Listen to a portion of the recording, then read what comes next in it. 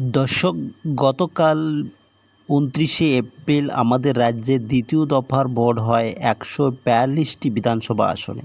তো এই ১৪২টি বিধানসভা আসনের মধ্যে টিএমসি এবং বিজেপি কোন দল কয়টি আসন কোন কোন জেলায় পেতে পারে? কলকাতায় রয়েছে ১১টি বিধানসভা আসন।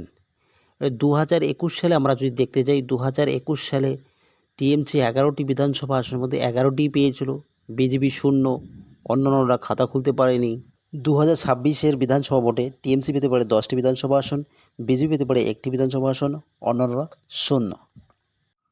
দক্ষিণ চব্বিশ পরগনা, এই দক্ষিণ চব্বিশ পরগনা জেলা রয়েছে ৩১টি বিধানসভা আসন। এই ৩১টি বিধানসভা আসনের মধ্যে ২০২১ সালের বিধানসভা ভোটে টিএমসি পেয়েছিল 30টি বিধানসভা আসন, বিজেপি শূন্য, আইএসএফ পেয়েছিল 1টি বিধানসভা আসন। এবারে এই ২০২৬-এর বিধানসভা ভোটে টিএমসি পেতে পারে 28টি বিধানসভা আসন, বিজেপি পেতে পারে 2টি বিধানসভা আসন এবং আইএসএফ পেতে পারে 1টি বিধানসভা আসন। উত্তর চব্বিশ পরগনা জেলা রয়েছে 33টি বিধানসভা আসন। এই 33টি বিধানসভা আসনের মধ্যে ২০২১ সালের বিধানসভা ভোটে টিএমসি পেয়েছিল 28টি বিধানসভা আসন, বিজেপি পেয়েছিল 5টি বিধানসভা আসন, অন্যরা শূন্য। এবারের ২০২৬-এর বিধানসভা ভোটে টিএমসি পেতে পারে 23টি বিধানসভা আসন, বিজেপি পেতে পারে 10টি বিধানসভা আসন, অন্যান্যরা শূন্য আসন। পূর্ব বর্ধমান জেলা, এই পূর্ব বর্ধমান জেলা রয়েছে 16টি বিধানসভা আসন।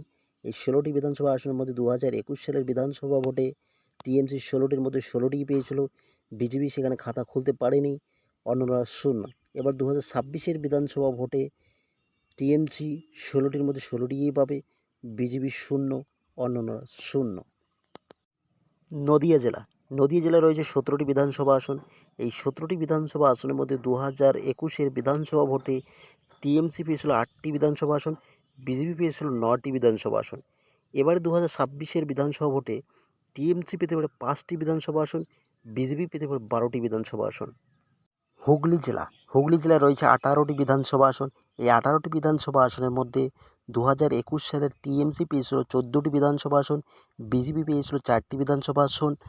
এবার ২০২৬-এর বিধানসভা ভোটে টিএমসি পেতে পারে 12টি বিধানসভা আসন, বিজেপি পেতে পারে 6টি বিধানসভা আসন, অন্যান্যরা শূন্য।